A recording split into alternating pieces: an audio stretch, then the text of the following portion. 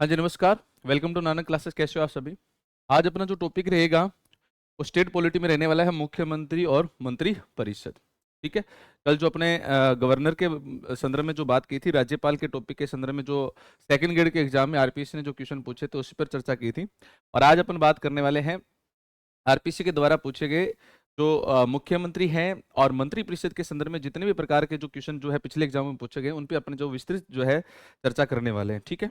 तो देखिएगा, सबसे पहले तो पहला क्वेश्चन है आपके सामने है और बहुत ही अच्छा क्वेश्चन जो है पूछा गया था और बेसिक सा क्वेश्चन है, सबको पता होना चाहिए इसका आंसर। तो पहला क्वेश्चन है, निम्नलिखित में से राज्य का वास्तविक कार्यपालिका प्रधान कौन होता है? ठीक है, आंसर आप सभी को पता है कि वास्तविक जो प्रधान है वो कौन होता है? मुख्यमंत्री होता है। अब इस पर थोड़ी सी चर्चा कर लेते हैं। तो देखिए, ध्यान से सुनिएगा। भारत में संसदीय शासन व्यवस्था जो है उसका संचालन किया गया है। यानी कौन सी शासन व्यवस्था का संचालन किया जा रहा है? अपने संसदीय शासन व्यवस्था। ठीक है। सबसे पहले तो आपको इसका बेसिक पता होना चाहिए, संसदीय शासन व्यवस्था। और मैंने आपको बताया था कि संसदीय जो शासन व्यवस्था है, यह व्यवस्था जो है वो हमने ब्रिटेन से ग्रहण की है। किस देश से ली है इस व्यवस्था को? किस देश से लिया गया? ब्रिटेन से। ठीक है। संसदीय शासन व्यवस्था का सबसे बड़ा फैक्ट या सबसे बड़ी जो विशेषता होती है वो ये होती है कि अगर आप संसदीय शासन व्यवस्था का संचालन कर रहे हो तो आपके यहाँ पे जो कार्यपालिका है, कार्यपालिका की जो शक्ति है, कार्यपालिका जो है यानी कार्य करने की जो शक्ति होती है सरकार के पास, जिसे हम कार्यपालिका बोलते हैं, तो कार्यपालिका जो है इसकी शक्ति को दो भागों में बांट दिया जाएगा। कार्यपालिका अपनी शक्ति का विभाजन दो भागों में कर लेगी। इसके प्रमुख जो होंगे वो दो होंगे। ठीक है। एक तो होंगे नामात्र और एक होंगे वास्तविक। ठीक है। एक तो वास्तविक हो जाएगा और एक कैसा हो जाएगा? नाममात्र। बात समझ में आ गई? यानी जिस देश में संसदीय शासन व्यवस्था का संचालन किया जाता है या संचालन है, तो उस देश में संसदीय शासन व्यवस्था के फैक्ट या विशेषता के या कारक से प्रभावित होकर अपने यहाँ पर जो कार्यपालिका है इसके प्रमुख दो हो जाते हैं। एक वास्तविक प्रमुख हो जाता है जिसको आप बोलते हो मुख्यमंत्री। क्या बोलते हो? मुख्यमंत्री। ठीक है। और राज्य की बात करूं तो मैं, और नामात्र जो कार्यपालिका का अध्यक्ष माना जाता है वो हो जाता है कौन? राज्यपाल।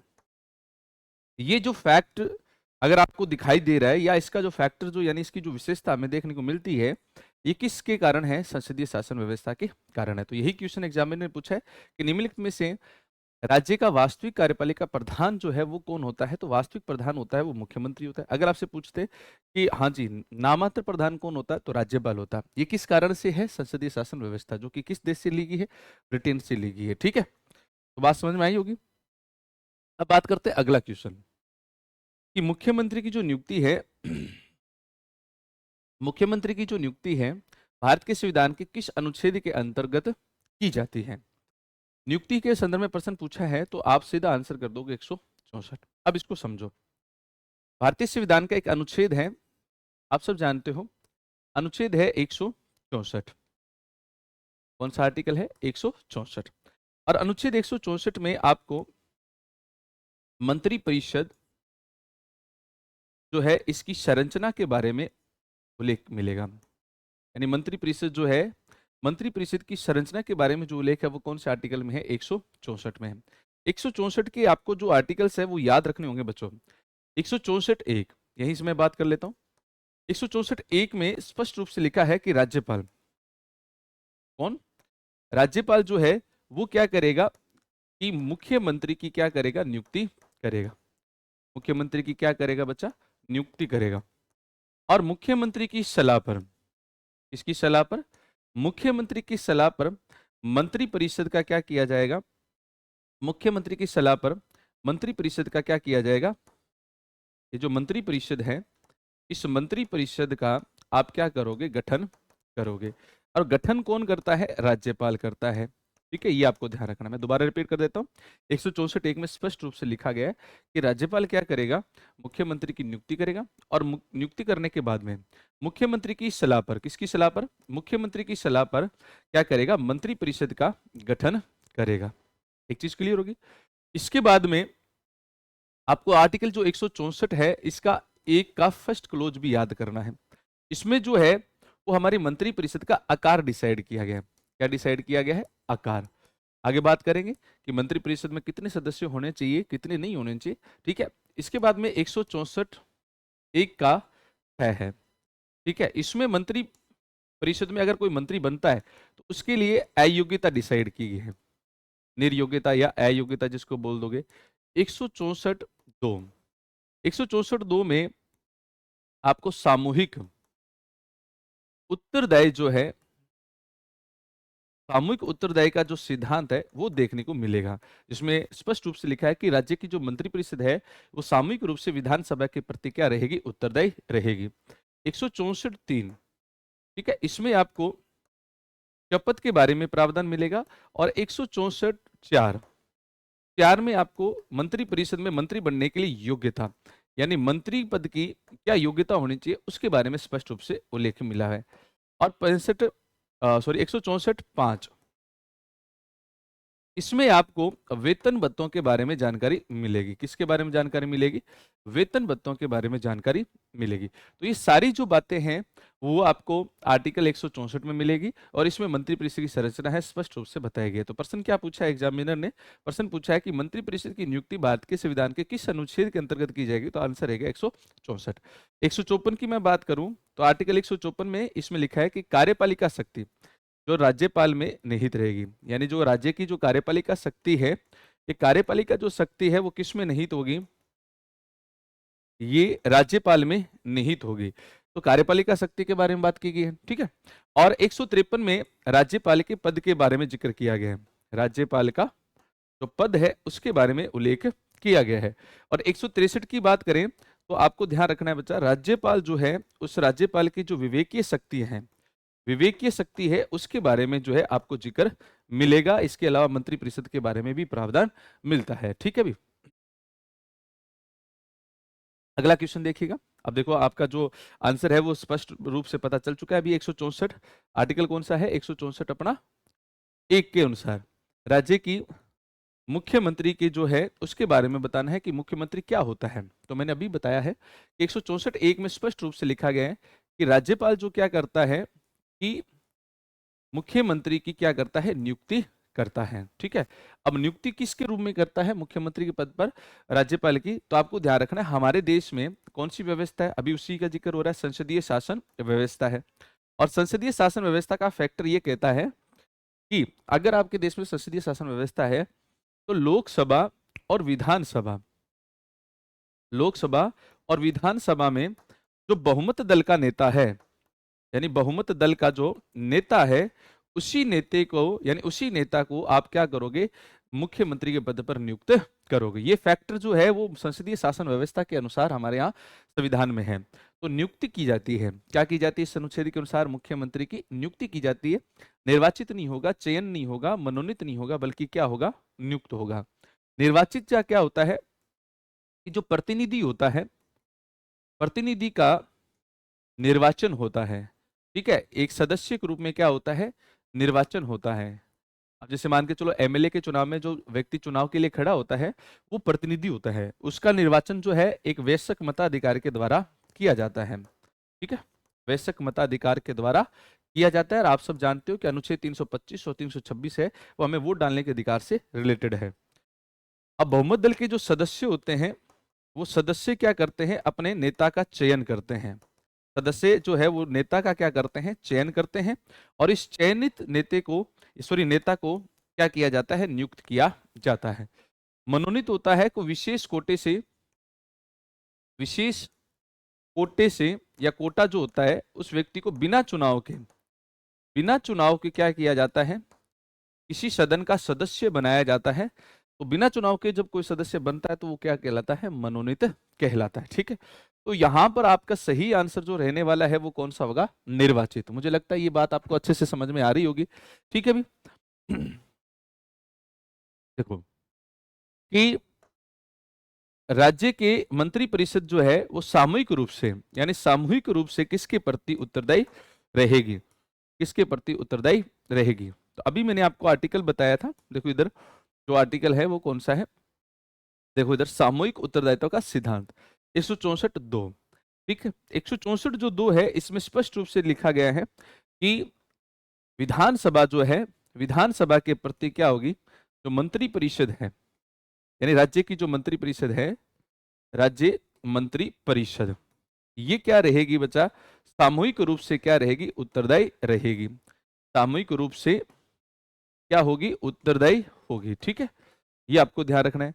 अगर मान के चलो, सामूहिक रूप से उत्तरदायी का मतलब होता है किसी भी एक मंत्री के विरुद्ध, किसी भी एक मंत्री के विरुद्ध अगर अविश्वास प्रस्ताव पारित हो गया, कौन सा प्रस्ताव पारित हो गया? अविश्वास प्रस्ताव पारित हो गया, तो जैसे ही पारित हुआ तो पूर्णतः मंत्री परिषद क्या हो जाएगी बच्चा? बर्खास्त हो जाएगी। पूर्णतः मंत्री परिषद क्या हो जाएगी? बर्खास्त हो जाएगी। बात समझ में आ रही है? इसीलिए अविश्वास प्रस्ताव लाने से पहले ही मंत्री अपने पद से क्या दे देता है? त्याग पत्र दे देता है। हमारी बात समझ में? अगर वो त्याग पत्र नहीं देता है और उसको पद से नहीं हटाया जाता है और वो विधानसभा में अविश्वास प्रस्ताव पास हो जाता है, तो संपूर्ण मंत्री परिषद क्या हो जाती है? बर्खास्त हो जाती है। एक चीज और मैं बता देता हूं कि अविश्वास प्रस्ताव जो है, यहां समझना इस बात को, अविश्वास जो प्रस्ताव है ये केवल और केवल, ये केवल और केवल केंद्र में तो लोकसभा में लाया जाता है और राज्य में कहां लाया जाता है? विधानसभा में लाया जाता है। यानी संसद की बात करें तो लोकसभा में, और राज्य विधानमंडल की बात करें तो विधानसभा में ही लाया जाता है। और किसके द्वारा लाया जाता है? विपक्ष के द्वारा लाया जाता है।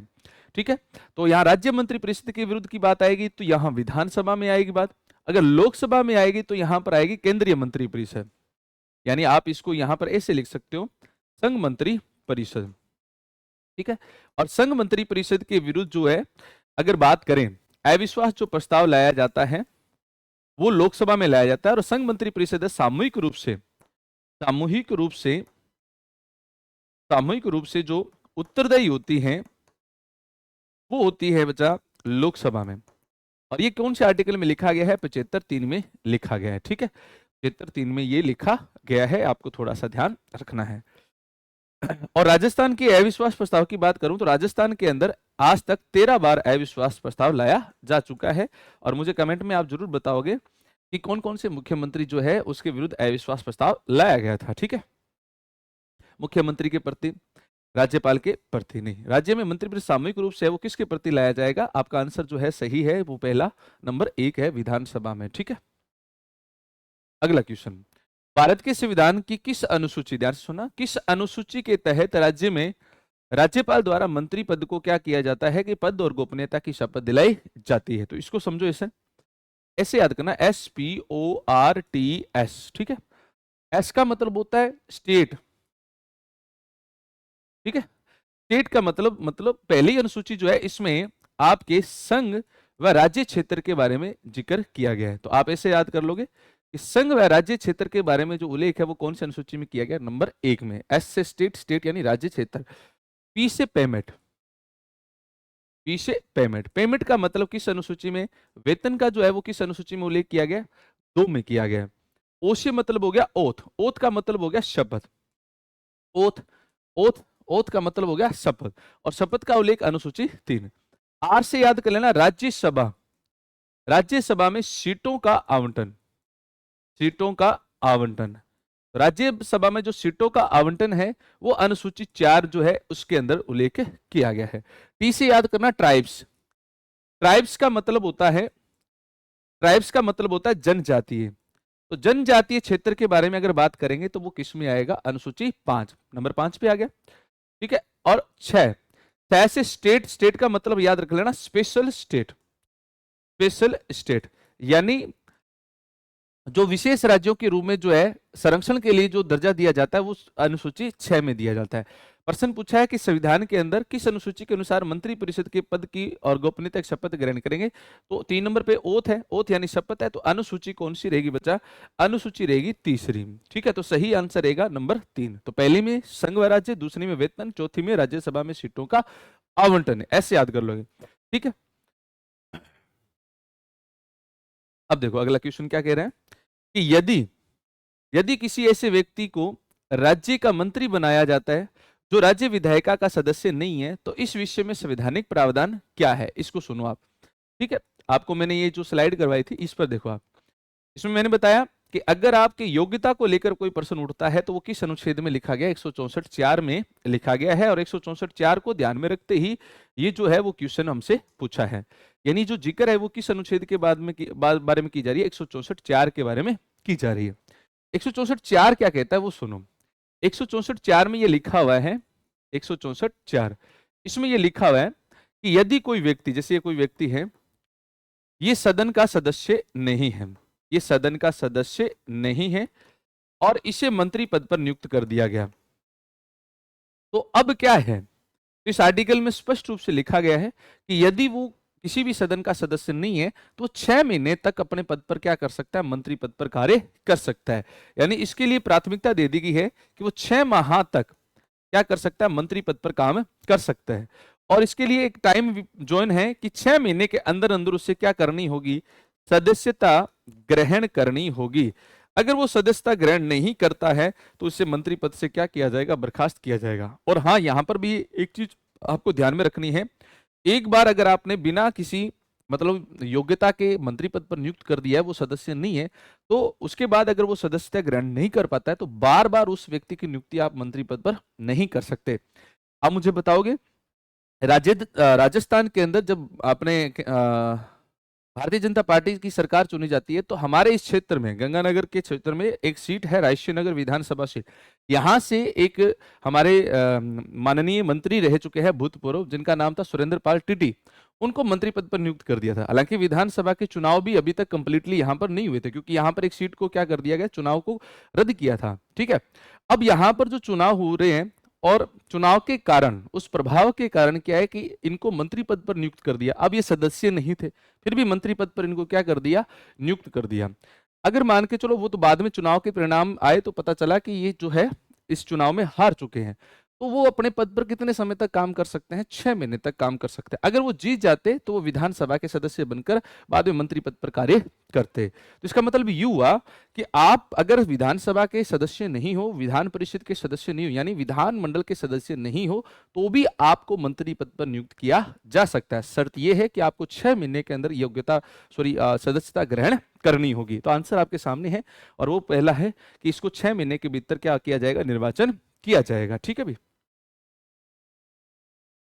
वेतन मुख्यमंत्री के वेतन और भत्ते निम्न में से किसके द्वारा निर्धारित किए जाते हैं। देखो इसको ध्यान से सुनना, जो आर्टिकल मैंने आपको बताया था, आर्टिकल 164(5), देखो इधर 164(5), ठीक है, इस आर्टिकल में स्पष्ट रूप से लिखा गया है कि जो वेतन भत्ते हैं वो कौन डिसाइड करेगा। देखो 164(5) है, इसमें लिखा हुआ है कि जो राज्य विधान मंडल है, कौन है, राज्य विधान मंडल, राज्य विधान मंडल जो है इस वेतन भत्ते का क्या करेगी, निर्धारण करेगी। पहली बात तो एक चीज क्लियर होगी आपके सामने, वेतन भत्तों का निर्धारण कौन करेगा, राज्य विधान मंडल के द्वारा वेतन भत्तों का निर्धारण किया जाएगा। ठीक है, और ये कौन सी निधि से दिया जाएगा, राज्य की कौन सी निधि से दिया जाएगा, तो ये भी आपको थोड़ा सा ध्यान रखना है। राज्य की जो संचित निधि है, कौन सी निधि, संचित निधि जो है, इस निधि से क्या दिया जाएगा, इनको वेतन दिया जाएगा। और राज्य की संचित निधि पर यह वेतन जो है वो सामान्य वेतन रहेगा, भारित वेतन जो है वो नहीं रहने वाला। तो आपको ध्यान होना चाहिए, वेतन दो प्रकार के डिसाइड होते हैं, भारित वेतन और एक होता है सामान्य वेतन। सामान्य वेतन पर क्या होती है, विधानसभा में चर्चा भी होती है और विधानसभा में इसको पास करने के लिए वोटिंग भी की जाती है। और भरित वेतन वो होता है जिसमें विधानसभा के अंदर केवल और केवल चर्चा होती है, लेकिन उस पर किसी प्रकार से वोटिंग नहीं होती। उस प्रकार से अगर वेतन में आप किसी की वृद्धि कर रहे हो तो वो कौन सा वेतन होगा, भरित वेतन माना जाएगा। तो यहां पर प्रश्न पूछा है कि मुख्यमंत्री के वेतन भत्ते निम्न में से किसके द्वारा निर्धारित किए जाते हैं, तो आंसर रहेगा अपना कौन सा, राज्य विधानसभा। ठीक है, ये आपको थोड़ा सा ध्यान रखना है। संविधान में राज्य की मुख्यमंत्री का कर्तव्य निर्धारित कीजिए। देखो आपको कर्तव्य बताने हैं, पहले मैं आर्टिकल को मेंशन कर देता हूं। आर्टिकल 163 जो है इसमें क्या है, मंत्री परिषद और राज्यपाल के बारे में चर्चा है। इसमें लिखा है कि राज्यपाल जो है उसकी विवेकीय शक्ति के बारे में चर्चा की गई है। ठीक है, और 213 में राज्यपाल के अध्यादेश के बारे में चर्चा की गई है। इसके अध्यादेश के बारे में चर्चा की गई है, 213 में राज्यपाल के अध्यादेश के बारे में चर्चा की गई है। और 157 में आपको क्या है कि राज्यपाल की जो योग्यता है उसके बारे में जो है उल्लेख मिलेगा, ठीक है।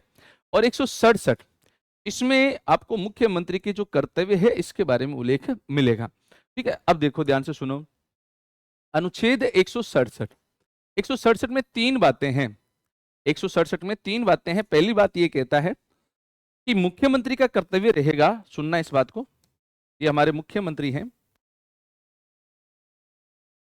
कि मुख्यमंत्री जो है इनका कर्तव्य है कि मंत्री परिषद में रहकर, यानी मंत्री परिषद जो है आपकी सरकार जो है, जो भी आप कार्य करते हो, जो भी आपके मंत्री परिषद ने निर्णय लिए हैं, प्रशासनिक और विधायी निर्णय लिए हैं, उन निर्णयों के संदर्भ में राज्यपाल को क्या करेंगे, आप सूचना दोगे।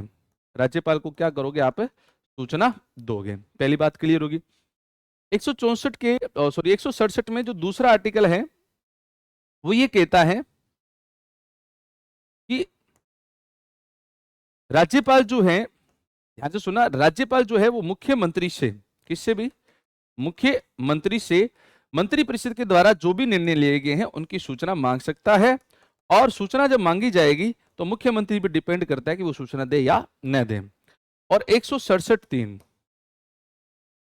इसमें है कि राज्यपाल की अगर इच्छा हुई कि किसी मंत्री ने कोई विषय रखा था और उस विषय पर कानून बनाना चाहिए, यानी उस विषय पर क्या बनना चाहिए, कानून बनाना चाहिए, तो मंत्री परिषद में चर्चा करवाने के लिए इस विषय पर मुख्यमंत्री को कौन बोल सकता है, राज्यपाल बोल सकता है। तो यहां जो है मुख्यमंत्री के कर्तव्य जो है वो आपको आर्टिकल 167 में है वो देखने को मिलेंगे, ठीक है। तो ये आपको थोड़ा सा ध्यान रखना है। अगला क्वेश्चन है, राजस्थान के मंत्री परिषद में मुख्यमंत्री सहित विधानसभा, देखो मुख्यमंत्री, प्रश्न को थोड़ा ढंग से पढ़ना है, मुख्यमंत्री सहित विधानसभा की कुल सदस्य संख्या के अधिक से अधिक कितने प्रतिशत सदस्य हो सकते हैं। बहुत ही अच्छा क्वेश्चन है, ध्यान से सुनिएगा। हमारे संविधान में संशोधन होता है 51वां संविधान संशोधन 2003, ठीक है बच्चा।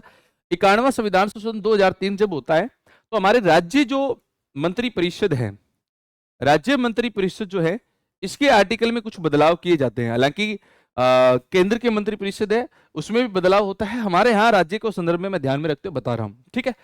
और इसके जो आर्टिकल है 164, इसके अंदर जो है बदलाव किया जाता है। आर्टिकल 164 जो एक है, इसमें दो आर्टिकल जो है वो ऐड किए जाते हैं, ठीक है। ध्यान से सुनना, एक तो 164 का जो है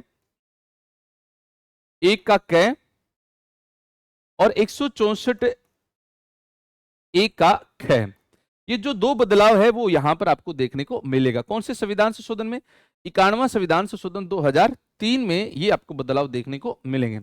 अब इसके अंदर क्या लिखा गया है, इसमें लिखा गया है कि मंत्री परिषद का एक आकार डिसाइड कर दिया। अभी आप जो है इससे ज्यादा और इससे कम मंत्री नहीं बनाओगे, और इसमें डिसाइड कर दी कि कोई व्यक्ति अगर ये योग्यता कंप्लीट नहीं करता है तो वो मंत्री नहीं बनेगा, यानी सॉरी अयोग्यता डिसाइड कर दी। क्या डिसाइड कर दी, अयोग्यता। अब सुनो ध्यान से, अब पहले वाले में क्या लिखा गया है, पहले वाले में लिखा गया है कि अगर राज्यों के अंदर जो मंत्री परिषद होगी उस मंत्री परिषद का जो आकार है वो विधानसभा पे डिपेंड करेगा। ध्यान से सुनना, ये क्वेश्चन जो है शब्दों से खेला जाता है, यहां शब्द जो है वो विधानसभा है, ये ध्यान रखनी है आपको कि विधानसभा की जो कुल सदस्य संख्या है, कुल सदस्य संख्या है, इसके 15% से अधिक जो है वो मंत्री नहीं बन सकते।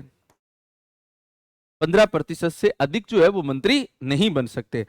और न्यूनतम जो सदस्य है, वो न्यूनतम सदस्य है वो कम से कम कितने होंगे, 11 जो सदस्य है मुख्यमंत्री सहित, 1+11 टोटल 12 जो सदस्य है वो क्या रहेंगे, मंत्री रह सकते हैं। मतलब अधिकतम आप कितने डिसाइड करोगे 15%, न्यूनतम आप कितने डिसाइड करोगे 12 सदस्य, ठीक है। 12 लोग जो है मंत्री और मुख्यमंत्री बन सकते हैं।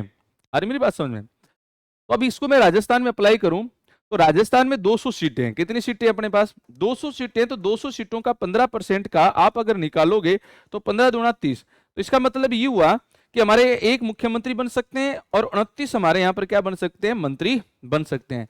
और मिनिमम की बात करें तो एक मुख्यमंत्री और 11 मंत्री बन सकते हैं। तो ये 15% का कोटा 51वां संविधान संशोधन 2003 में डिसाइड किया था। तो सही आंसर आपके सामने कौन सा हो जाएगा, बी हो जाएगा, यानी नंबर 2 हो जाएगा।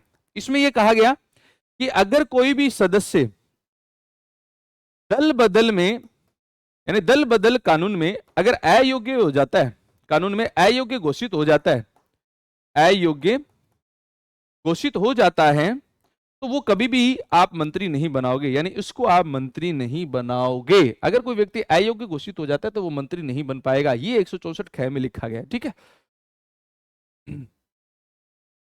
अब बात करते हैं इस क्वेश्चन की। क्वेश्चन बहुत अच्छा है। भारतीय संविधान के निम्नलिखित में से कौन से अनुच्छेद में यह स्पष्ट कहा गया है, यानी उल्लेख किया गया है कि किसी राज्य के मंत्री परिषद में मुख्यमंत्री सहित मंत्रियों की कुल संख्या उस राज्य की विधानसभा के सदस्यों की कुल संख्या का 15%, पिछला क्वेश्चन अपने थ्योरी में अप्लाई होगा, अधिक नहीं होगी। अब आर्टिकल पूछा है इसने, तो आर्टिकल में अभी बता के हूं, ये 164 क कौन सा होगा, 164 क, ठीक है। ये आपको ध्यान रखना। 165 ये महाधिवक्ता के बारे में है। किसके बारे में, महाधिवक्ता के बारे में, ठीक है। 165 एक क्या है, नहीं, इससे रिलेटेड कोई है नहीं। 164 5 में आपको वेतन भत्ते मिलेंगे, और 164 क्या जो है वो ये स्पष्ट रूप से कहता है कि आपका जो मंत्री परिषद है वो 15% से ज्यादा नहीं होगा। इसमें आकार डिसाइड किया गया। तो 4 नंबर जो है वो हमारा आंसर है। बहुत ही आसानी से इसका आंसर आप दे सकते हो, ठीक है भाई। अगला क्वेश्चन देखते हैं। देखो वही क्वेश्चन है, रिपीट किए गए हैं। आरपीसी क्वेश्चन को घुमा फिरा के ही पूछती है, बस आपको थोड़ा सा कॉन्सेप्ट क्लियर होना चाहिए कि राजस्थान के मंत्रिपरिषद में मुख्यमंत्री सहित अधिक से अधिक कितने सदस्य हो सकते हैं। अधिक से अधिक पूछे, अगर वो कम से कम पूछता तो मैं 12 आंसर कर देता। इसने पूछा है अधिक से अधिक, तो अधिक से अधिक कितने सदस्य हो सकते हैं, 29 + 1, 29 + 1 बराबर 30 हो सकते हैं। अगर यहीं पर न्यूनतम पूछता कि न्यूनतम कितने हो सकते हैं, तो आप लिखते 11 + 1 यानी 12, तो इसका आंसर मैं ए कर देता। लेकिन अभी कौन सा आंसर रहेगा, नंबर 3 रहेगा, ठीक है।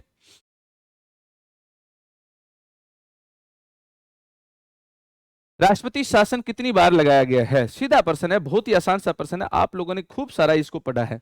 राजस्थान में 4 बार राष्ट्रपति शासन लगाया है। यानी आप सब जानते हो कि अनुच्छेद जो 356 है, इसमें राज्यपाल की प्रतिवेदन मिलने के बाद, यानी राज्यपाल की सिफारिश पर, किसकी सिफारिश पर, राज्यपाल की सिफारिश पर राष्ट्रपति के द्वारा क्या किया जाता है, राष्ट्रपति के द्वारा यह समझा जाता है कि संवैधानिक स्थिति विफल हो चुकी है, तो वहां पर वो क्या करता है, राज्य में आपात घोषित करता है, जिसे राज्य आपात या राष्ट्रपति शासन कहते हैं।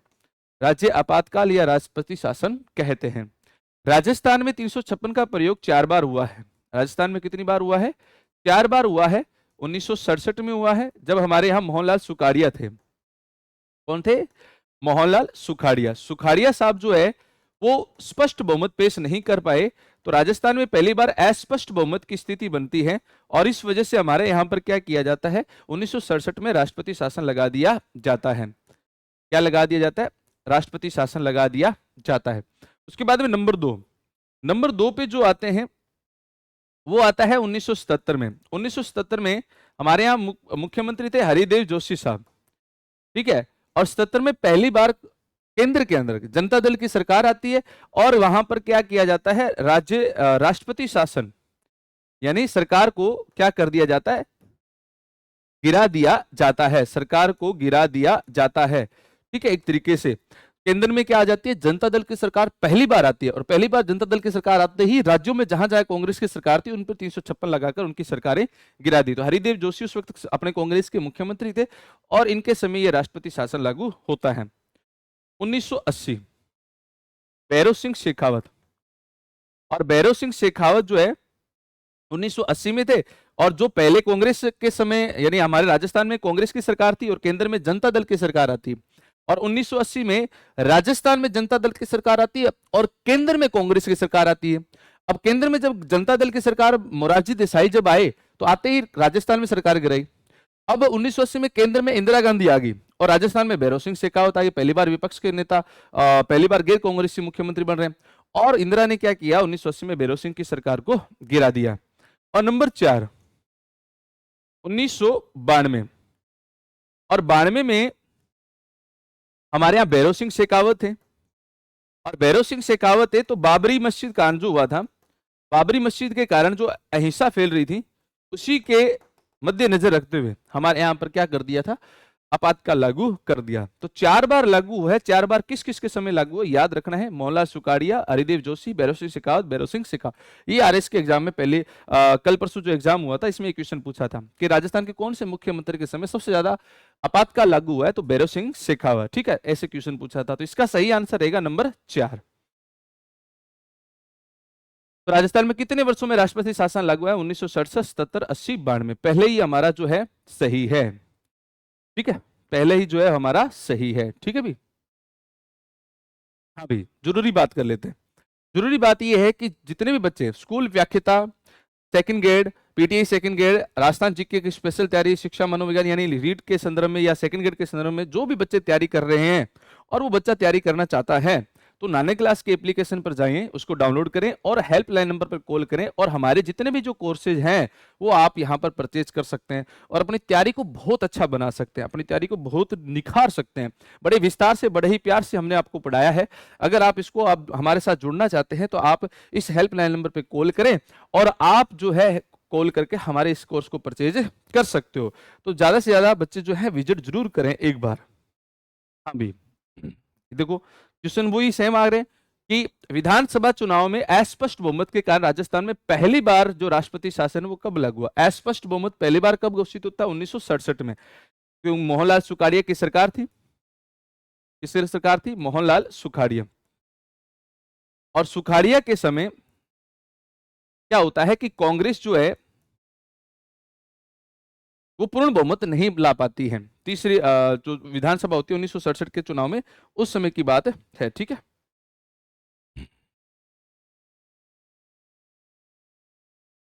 पूर्ण बहुमत नहीं ला पाती है और इस कारण हमारे यहां पर जो राज्यों के राजस्थान के अंदर पहली बार 1967 में क्या होता है, राष्ट्रपति शासन जो है वो लगाया जाता है। ठीक है, तो ये इसका सही आंसर अपने को देखने को मिलेगा। हाँ भी, राजस्थान के प्रथम निर्वाचित मुख्यमंत्री कौन है? देखो निर्वाचित की बात करें राजस्थान में, अब इसको समझना है आपको, थोड़ा सा ध्यान से सुनिए। 30 मार्च कौन सी तारीख है? 30 मार्च 1949 राजस्थान का गठन होता है और राजस्थान में पहले मुख्यमंत्री के रूप में जो चुना जाता है हीरालाल शास्त्री। पहले प्रधानमंत्री थे, यानी पहले इनके पद का नाम क्या था? प्रधानमंत्री था, और उसके बाद में इस पद का नाम मुख्यमंत्री कर दिया तो मानेंगे हीरालाल शास्त्री।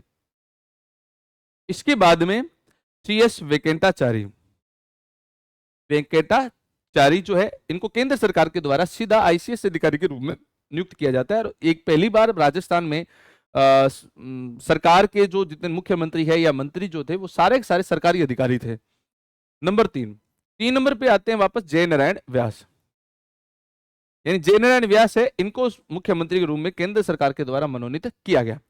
अब राजस्थान में पहली विधानसभा का चुनाव हो गया और पहली विधानसभा में जयनारायण व्यास जो है वो हार जाते हैं, 2 सीटों से चुनाव लड़ते हैं, दोनों सीटों से हार जाते हैं।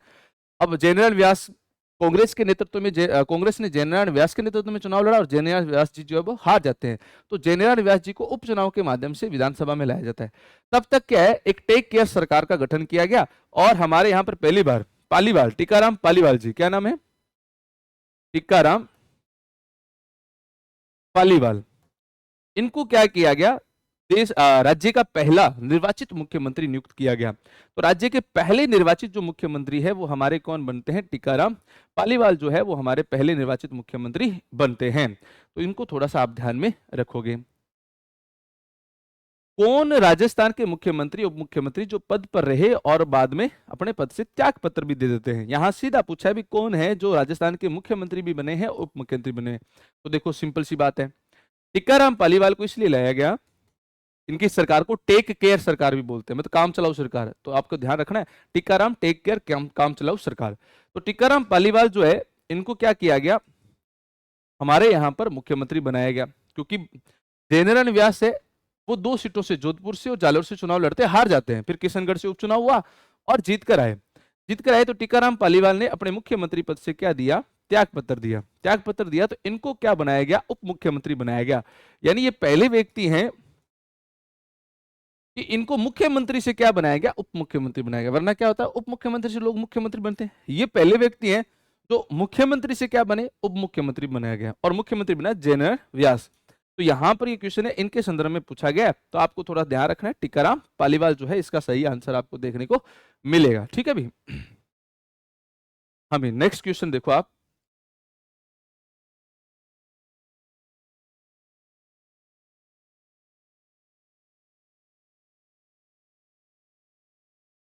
क्वेश्चन रिपीट हो गया कि राजस्थान के किस मुख्यमंत्री की सरकार को काम चलाओ, अभी मैंने बोला टेक केयर सरकार, केयर टेकर सरकार, मैं टेक केयर मैंने ट्रिक बना रखी है, टीकाराम पालीवाल टेक केयर यानी केयर टेकर को आप ऐसे बोल सकते हो। तो काम चलाओ सरकार, तो काम चलाओ सरकार किसकी सरकार है कि विधानसभा में अविश्वास प्रस्ताव लाया गया था जिनके विरुद्ध, हाँ ये भी ध्यान रखना, हमारे यहां पर अविश्वास प्रस्ताव की बात आए तो अविश्वास जो प्रस्ताव है वो 13 बार लाया जा चुका है। तो पहली बार जो लाया गया वो टीकाराम पालीवाल के विरुद्ध लाया गया था, तो आपको थोड़ा सा ध्यान रखना है। ठीक है, तो ये आगे अपने कौन सी सरकार हो जाएगी, टीकाराम पालीवाल, इसका सही आंसर आपको देखने को मिलेगा। इसके बाद में नेक्स्ट जो क्वेश्चन है, हाँ भी, कि श्रीमती वसुंधरा राजे राजस्थान की प्रथम बार मुख्यमंत्री कब रही, मध्य रही, मतलब पहली बार मुख्यमंत्री जो है वो कब रही। देखो ध्यान से सुनना, 1998 से 2003 पहली बार अशोक गहलोत जो है हमारे राज्य के मुख्यमंत्री बनते हैं, और गहलोत जी के बाद में टक्कर में लाया जाता है वसुंधरा राजे को। पहली बार राज्य में, पहली बार राज्य में एक महिला मुख्यमंत्री है, वो वसुंधरा राजे जो है चुनाव में आती हैं और जीतते हैं। ठीक है, और फिर वापस जो है रिपीट होती है सरकार, और 2008 से 2013 तक वापस कौन आ जाते हैं, गहलोत जी आते हैं। तो सरकारें हैं वो रिपीट हुई यहां पर 5 साल 5 साल, और फिर वापस जो है 2013 में और 2018 तक जो है वो आ जाती है वसुंधरा जी। कौन आती है, वसुंधरा जी, और फिर वापस जो है रिपीट होती है सरकार, और 2018 से 2023 तक जो है वो आ जाते हैं अशोक गहलोत जी। और अब दोबारा ये चक्कर न चले, दोबारा ये सरकार रिपीट ना हो, तो अब की बार मोदी जी ने कुछ ऐसा किया कि अपने ये रिपीट का चक्कर खत्म करते हैं और अपने नया बंदा बिठा देते हैं जिनका नाम था भजनलाल शर्मा। देवी और सजनों किया लगे भजनों, तो भजनलाल जी शर्मा जो है हमारे यहाँ पर आ गए। ठीक है, तो ध्यान रखना। तो अब ये क्वेश्चन जो है वो ऐसे पूछा गया कि श्रीमती वसुंधरा राजे जो है राजस्थान की प्रथम बार मुख्यमंत्री कब बनती है, तो प्रथम बार कब बनते तो आप बताओगे 2003 2008। तो सही आंसर अपना कौन सा रहेगा, 2003 2008 जो है वो सही आंसर रहेगा। नंबर 3 जो है वो हमारा ऑप्शन में सही रहेगा। ठीक है, हाँ भी, क्वेश्चन आता है बहुत अच्छा है, ऐसे क्वेश्चन जो है कई बार एग्जामिनर पूछते हैं। ठीक है, तो क्वेश्चन पूछा गया है कि व्यक्ति समूह को इंगित कीजिए जिन्होंने 3 या 3 से अधिक बार राजस्थान के मुख्यमंत्री पद पर शपथ ली है। तो 3 बार से अधिक बार जो मुख्यमंत्री बने हैं वो कौन कौन बने हैं, तो मैं बात करता हूं। मोहनलाल सुखाड़िया नंबर 1, मोहनलाल सुखाड़िया। तो मोहनलाल जो सुखाड़िया साहब हैं, अगर इनकी जिक्र किया जाए, इनका जिक्र किया जाए, तो ये 4 बार हमारे मुख्यमंत्री बने हैं। कितनी बार बने हैं, 4 बार। इसके बाद में अशोक गहलोत,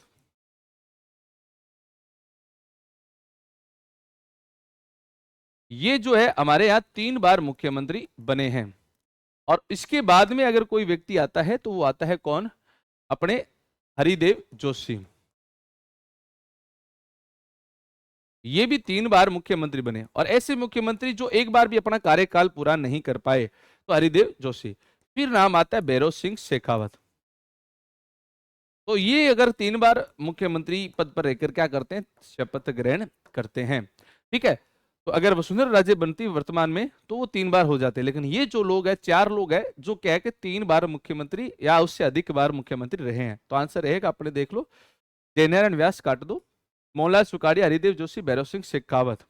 भैरव सिंह शेखावत शिवचरण माथुर 2 बार रहे हैं, और मोहनलाल सुखाड़िया हीरालाल शास्त्री 1 बार रहे। तो यानी आपके सामने आंसर है नंबर 2, मोहनलाल सुखाड़िया, हरिदेव जोशी और भैरव सिंह शेखावत। ये हमारा सही आंसर यहां पर देखने को मिलेगा। ठीक है,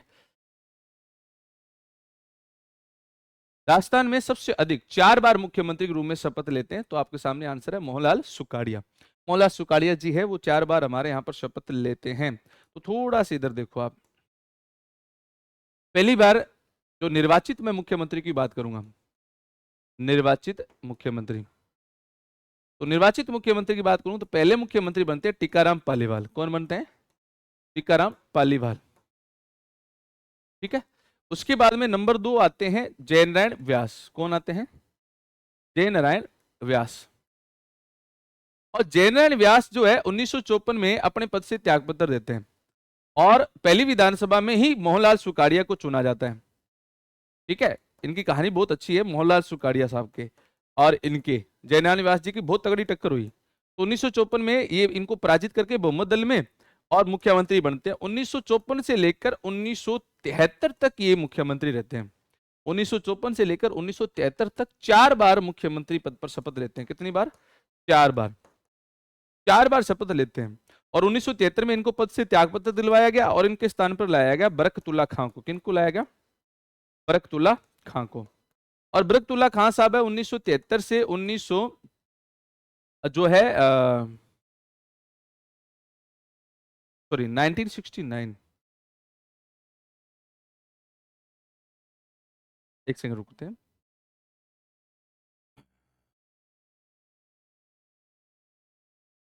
हाँ ठीक है। तो बरकतुल्ला खां आते हैं। बरकतुल्ला खां साहब है, इनकी मृत्यु हो जाती है। ठीक है। और मृत्यु होने के कारण इनको पद से त्यागपत्र दिलाया जाता है। इसके बाद में इनके पद से मृत्यु हो जाने के बाद में इनके पद पर यानी बरकतुल्ला खां साहब है, इनकी पद पर रहते हुए डेथ हो जाती है। और उसके बाद में जो आते हैं वो आते हैं हमारे कौन? हरिदेव जोशी। कौन आते हैं? हरिदेव जोशी। ठीक है। और हरिदेव जोशी जो है वो यहां पर क्या करते हैं? पद संभालते हैं। तो ये क्वेश्चन पूछा है कि बरकतुल्ला खां की जब डेथ होती है तो उसके बाद में मुख्यमंत्री पद पर शपथ कौन लेते हैं? हरिदेव जोशी है वो पद पर शपथ लेते हैं। ये आपको थोड़ा सा ध्यान रखना है। तो 4 बार से अधिक जो है मुख्यमंत्री कौन रहे हैं? मोहनलाल सुखाड़िया साहब है, ये मुख्यमंत्री रह चुके हैं। ये आपको थोड़ा सा ध्यान रखना है। ठीक है। राजस्थान राज्य के किस मुख्यमंत्री का कार्यकाल सबसे कम अवधि का रहा है? सबसे कम अवधि जो 16 दिन का कार्यकाल माना जाता है वो है हमारे कौन? अच्छा, इनमें से बताना आपको। देखो, जगन्नाथ पहाड़िया जो है 1980 में आए और 1981 में अपने पद से क्या दे देते हैं? त्यागपत्र दे देते हैं। हरिदेव जोशी 3 बार आए। बरकतुल्ला खां आते हैं, ये जो मैंने लिखा था इधर 1971 नहीं, 73 नहीं आएगा, 1971 आएगा इधर। 1971 तक रहते हैं और 1971 से ये 1973 तक रहते हैं और 73 में इनकी डेथ होती है। 73 से 70 तक हरिदेव जोशी रहते हैं। ठीक है। ये देखो, हरिदेव जोशी का नहीं रहेगा। हरिदेव जोशी 3 बार बन चुके हैं। हीरालाल देवपुरा। हीरालाल देवपुरा जो है ये मात्र 1981 में आए, पद संभालते हैं और 16 दिन के बाद में अपने पद से क्या देते हैं? त्यागपत्र दे देते हैं। ठीक है। तो ये आपको थोड़ा सा ध्यान रखना है। हीरालाल देवपुरा 85, 85 नहीं, हाँ 81 नहीं 85, सॉरी सही लिख देता हूं मैं, 1985। हीरालाल देवपुरा जो है वो अपने जो है सबसे कम अवधि के मुख्यमंत्री माने जाते हैं। देखो, हीरालाल देवपुरा की बात करूं मैं, हीरालाल देवपुरा, देवपुरा ये राजस्थान के मुख्यमंत्री रहे। इसके अलावा विधानसभा के अध्यक्ष भी रहे। विधानसभा के क्या रहे हैं? अध्यक्ष भी रहे हैं। और हमारे जो वित्त आयोग है, वित्त आयोग के भी क्या रहे हैं? अध्यक्ष रहे हैं। ये भी आपको ध्यान रखना है। वित्त आयोग के भी अध्यक्ष रहे हैं, विधानसभा के अध्यक्ष रहे हैं और हमारे राजस्थान के सबसे कम अवधि के मुख्यमंत्री भी रहे हैं। निम्नलिखित में से राजस्थान के कौन से मुख्यमंत्री मुख्यमंत्री से बनने से पहले मंत्री परिषद के मंत्री नहीं रहे हैं? तो देखो, मंत्री परिषद के मंत्री कौन नहीं रहे? देखो ध्यान से सुनना। सबसे पहले बात करूंगा जयनारायण व्यास। जयनारायण व्यास जो है जब वो ये मुख्यमंत्री बनते हैं, मुख्यमंत्री पद संभालते हैं, तो ये पहले किसी भी मंत्री परिषद के मंत्री नहीं थे। नंबर 2, जगन्नाथ पहाड़िया। तो पहले आते भैरव सिंह शेखावत। भैरव सिंह शेखावत जब आते हैं तो ये किसी भी मंत्री परिषद के मंत्री नहीं थे। जगन्नाथ पहाड़िया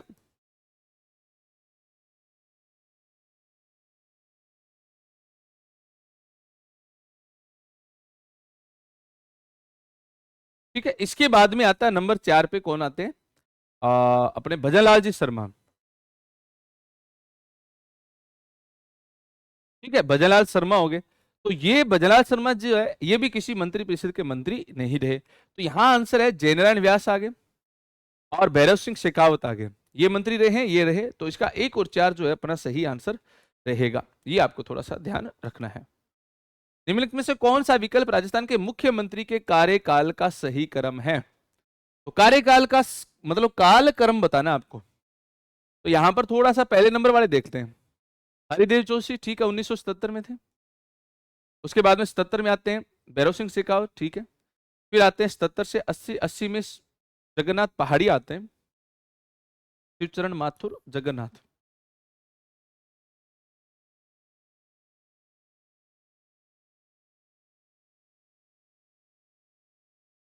ठीक है, भैरव सिंह शेखावत आ गए, शिवचरण माथुर आ गए 80 में, आ गए जगन्नाथ पहाड़िया, यानी जगन्नाथ पहाड़िया पहले आते हैं, शिवचरण माथुर भादर में आते हैं। ठीक है, शिवचरण, अब मैं इधर क्रम लिख देता हूं, फिर आपको ये कहानी सेट हो जाएगी। देखो इधर, फिर मेरे को आप भी बताओगे फटाफट। देखो इधर नंबर 1 मैं बात करता हूं मोहनलाल, नंबर 1 पे टीकाराम पालीवाल,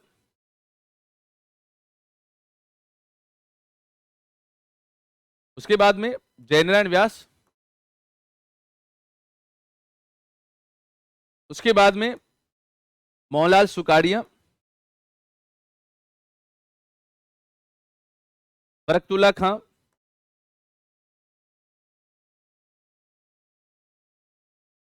हरिदेव जोशी आते हैं। और 1977 में पहली बार भैरव सिंह शेखावत आते हैं।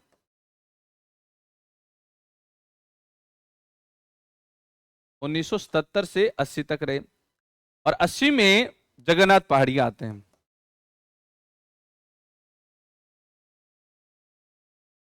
और जगन्नाथ पहाड़िया को पद से त्यागपत्र देना पड़ा 80 में। 80 से 81 तक रहे, 81 में आए शिवचरण माथुर। और नंबर फिर 9 आए हरिदेव जोशी, इनको अपने पद से त्यागपत्र देना पड़ा, हरिदेव जोशी आगे। ठीक है,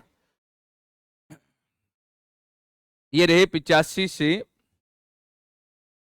1985 से 87 तक। फिर वापस शिवचरण माथुर आ जाते हैं।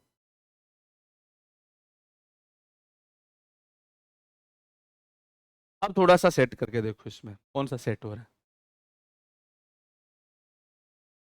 हरिदेव जोशी, भैरव सिंह शेखावत, ये क्रम से ही चल रहा है। शिवचरण माथुर और जगन्नाथ, ये ऑप्शन ही इन्होंने मेरे को लगता है सेट नहीं किया, पीपीटी में गलती हो गई। शिवचरण माथुर, शेखावत,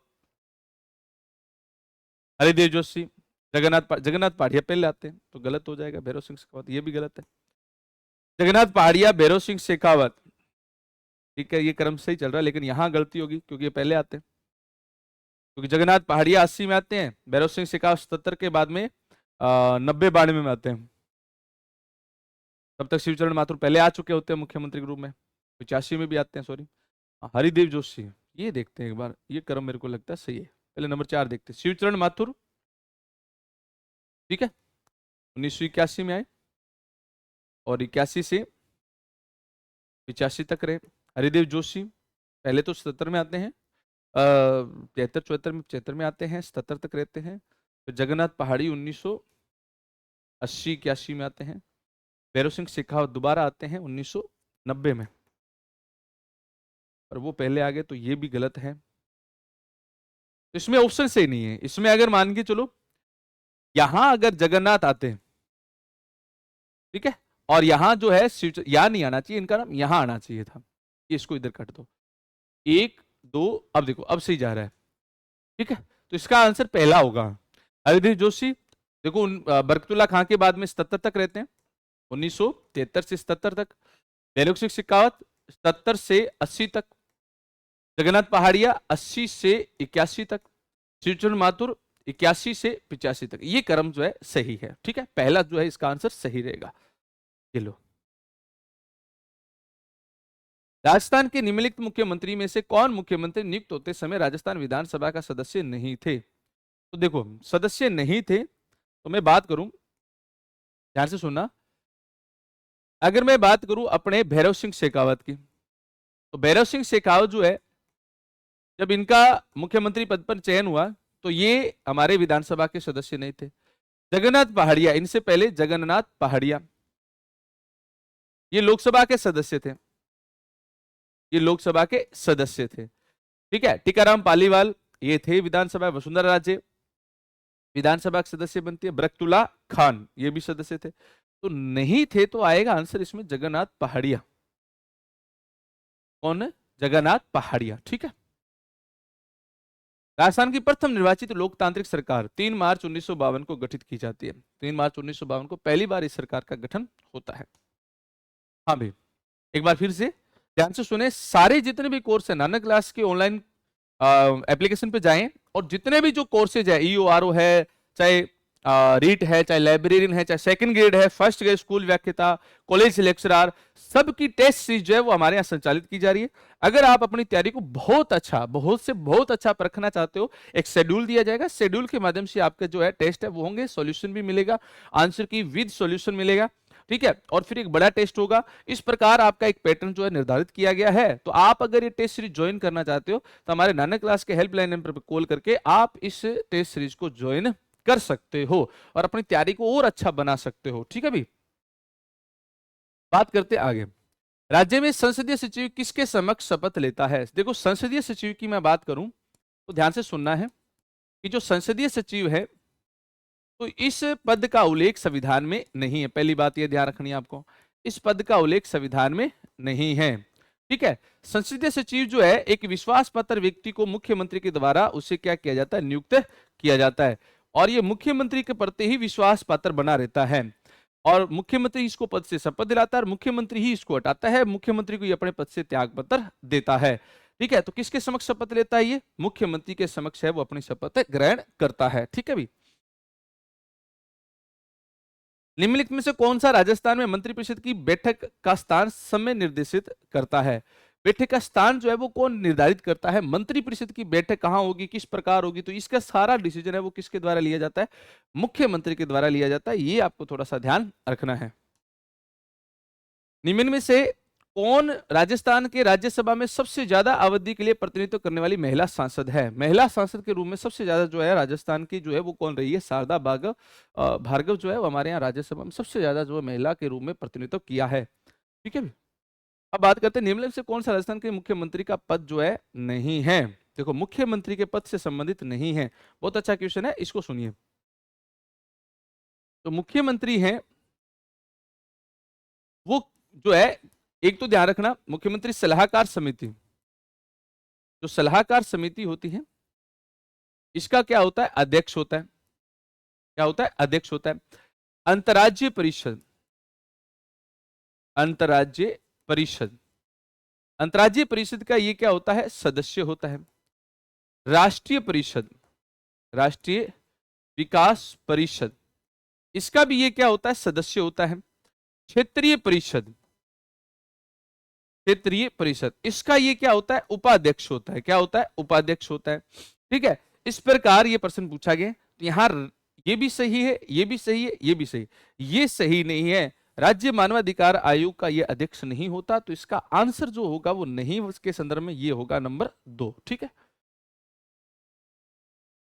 राजस्थान में राज्य पर्यटन सलाहकार समिति के अध्यक्ष होते हैं। देखो, राज्य पर्यटन सलाहकार समिति जो पिछली स्लाइड पे नहीं बता पाए, एक यहाँ पे आ गया, इसके भी अध्यक्ष कौन होते हैं? मुख्यमंत्री होते हैं। ये आपको ध्यान रखना है। राजस्थान पर्यटन सलाहकार समिति, बहुत अच्छा क्वेश्चन है, आगे भी पूछने की संभावना बनेगी। तो मुख्यमंत्री जो है इसके अध्यक्ष होते हैं। हाँ भी, इनमें में से किस मुख्यमंत्री को डी गोलीकांड के बाद अपने इस्तीफा देना पड़ा? तो ध्यान रखना, जब शिवचरण माथुर हमारे यहाँ पर, शिवचरण माथुर जो है वो हमारे सीएम थे और शिवचरण माथुर जब सीएम थे तो 23 फरवरी 1950 को चुनाव प्रचार के दौरान डी के महाराजा थे, एमएलए का चुनाव लड़ रहे थे, विधायक का चुनाव लड़ रहे थे जिनका नाम था मान सिंह, और इनको गोली लग जाती है पुलिस फायरिंग में। मतलब वहां पे भीड़ है वो उग्र हो जाती है, उसको कंट्रोल करने में पुलिस फायरिंग हो जाती है, जिससे क्या मान सिंह को गोली लग जाती है, जिससे वजह से इनकी डेथ हो गई और बहुत बड़ा विरोध होता है, जिसकी वजह से इनको पद से त्यागपत्र देना पड़ा। फिर इनके जगह पर हीरालाल देवपुरा को क्या बनाया गया था?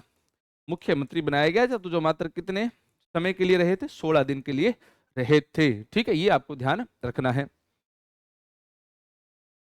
कौन सा कथन असत्य है? राजस्थान में मुख्यमंत्री 37 मंत्री हो सकते हैं, मुख्यमंत्री सहित हो सकते हैं, ये हम पढ़ के आ चुके हैं, बिल्कुल सही है। ये सभी मंत्री कैबिनेट मंत्री होते हैं, कैबिनेट मंत्री नहीं होते। देखो मंत्री परिषद में मंत्रियों के प्रकार, अगर मैं बात करूं, ये मंत्री परिषद है और मंत्री परिषद में मंत्रियों के प्रकार, 3 प्रकार के मंत्री होते हैं। एक होता है कैबिनेट मंत्री, एक होता है कैबिनेट मंत्री, एक होता है राज्य मंत्री, एक होता है उप मंत्री। ठीक है, कैबिनेट मंत्रियों के समूह को मंत्रिमंडल कहा जाता है। ठीक है, और कैबिनेट मंत्री है वो प्रमुख विभाग के अध्यक्ष होते हैं। सारे मंत्री कैबिनेट नहीं होते, तो ये स्टेटमेंट गलत है, बाकी सारे सही है। विभाग होते हैं और राजस्थान सरकार में वर्तमान कोई उपमंत्री नहीं है। ठीक है, बिल्कुल सही बात है, तो ये आपको थोड़ा सा ध्यान रखना है। तो इसका सही आंसर जो होगा वो होगा कौन सा, नंबर 2। निम्नलिखित मुख्यमंत्रियों में से कौन अपने संपूर्ण राजनीतिक जीवन में किसी भी राज्य का राज्यपाल नहीं रहा है? तो राज्यपाल के संदर्भ में बात करूं, हरिदेव जोशी असम के रह चुके हैं, पश्चिम बंगाल के रह चुके हैं और मेघालय के रह चुके हैं। और राजस्थान के एकमात्र मुख्यमंत्री जो राज्यपाल के बाद भी मुख्यमंत्री बने, बहुत ही इंपॉर्टेंट है, ध्यान रखना, भैरव सिंह शेखावत किसी भी राज्य के मुख्यमंत्री नहीं रहे, तो ये आपको थोड़ा सा ध्यान रखना है। जगन्नाथ पहाड़िया बिहार हरियाणा, शिवचरण माथुर असम के मुख्यमंत्री रहे हैं। इसके अलावा भैरव सिंह से इसके अलावा मैं बात करूं मोहनलाल सुकाड़िया, मोहनलाल सुकाड़िया ये भी मुख्यमंत्री रहे हैं। ये रहे हैं तमिलनाडु, आंध्र प्रदेश और कर्नाटक, इनके भी मुख्य राज्यपाल जो है वो रह चुके हैं मोहनलाल सुकाड़िया। ठीक है, राजस्थान के निम्नलिखित मुख्यमंत्री में से कौन सा राजस्थान विधानसभा के अध्यक्ष पद पर रहे हैं? हीरालाल देवपुरा, बता के आ चुका हूं मैं। भारत की स्वतंत्रता के तुरंत बाद राजस्थान के पहले मुख्यमंत्री कौन थे? यानी पहले मुख्यमंत्री आजादी के बाद 1947 में 15 अगस्त 1947 को भारत आजाद हुआ और 30 मार्च 1949 को हम राजस्थान का गठन करते हैं। तो पहले मुख्यमंत्री बने थे हीरालाल शास्त्री। राजस्थान विधानसभा में सदस्यों को निरर्हता यानी अयोग्यता के संबंध में प्रश्नों पर जो है आपको कथनों पर विचार करना है। तो देखो इसमें पहला जो स्टेटमेंट है वो क्या है, इसको ध्यान से पढ़ोगे। यदि यह प्रश्न उठता है कि राजस्थान विधानसभा कोई सदस्य भारत के संविधान के अनुच्छेद 191 यानी विधानसभा का जो सदस्य 191 के तहत अयोग्य से ग्रस्त हो यानी अयोग्यता से ग्रस्त है या नहीं, तो प्रश्न विधानसभा अध्यक्ष के द्वारा निर्देशित किया जाएगा। पहले तो इसको समझो आप, अगर किसी सदस्य को अयोग्य घोषित करना है तो अयोग्यता जो निर्धारण करने का डिसीजन लिया जाएगा वो 2 लोगों के द्वारा किया जाएगा। एक तो किया जाएगा विधानसभा अध्यक्ष के द्वारा, मैं ये विधानसभा के संदर्भ में बात कर रहा हूं, और एक किया जाएगा राज्यपाल के द्वारा। विधानसभा अध्यक्ष है वो दल बदल के आधार पर, किसके आधार पर? दल बदल के आधार पर सदस्य को अयोग्य घोषित कर सकता है। और 191 और 192 इसके तहत राज्यपाल क्या करता है? अयोग्य घोषित करता है। लेकिन उससे पहले ये किसकी सिफारिश से काम करेगा, ये ध्यान रखना है। राष्ट्रीय निर्वाचन आयोग, राष्ट्रीय निर्वाचन आयोग की सिफारिश पर यह कार्य करेगा। तो यानी अयोग्य घोषित करना 191 के तहत यह अधिकार किसका है? राज्यपाल का है। तो यहां दिया है विधानसभा अध्यक्ष, तो ये स्टेटमेंट क्या हो गया? गलत हो गया। ऐसे किसी प्रश्न पर निश्चय करने से पहले अध्यक्ष निर्वाचन आयोग, अध्यक्ष का नाम आया तो ये स्टेटमेंट गलत है। निर्वाचन आयोग की राय से कार्य करेगा, नहीं, गलत है, दोनों ही गलत है। न तो एक सही है न 2 सही है। ठीक है, ये आपको ध्यान रखना है। हाँ भी, वरिष्ठ अध्यापक सेकंड ग्रेड की बात करें तो प्रथम प्रश्न पत्र का जो वीडियो कोर्स पूर्णतः कंप्लीटली ऑनलाइन जो आपको मिलेगा, रिकॉर्डेड और लाइव, तो आप अगर इस कोर्स को परचेज करना चाहते हो 999 रुपए में परचेज कर सकते हो। नानक क्लास के हेल्पलाइन नंबर पर कॉल कर सकते हो और आपके लिए बहुत ही अच्छा और सुनहरा जो है ऑफर है आपके साथ। सेकंड ग्रेड को ध्यान में रखते हुए बहुत अच्छे तरीके से हमने ये जो है रिकॉर्ड जो क्लासेज है वो आपके लिए उपलब्ध करवाई है। साथ में लाइव ऐप के अंदर आपको भी ये क्लासें मिलेगी। ओके भी, तो ज्यादा से ज्यादा आप विजिट करें। ठीक है, ओके, बेस्ट ऑफ लक।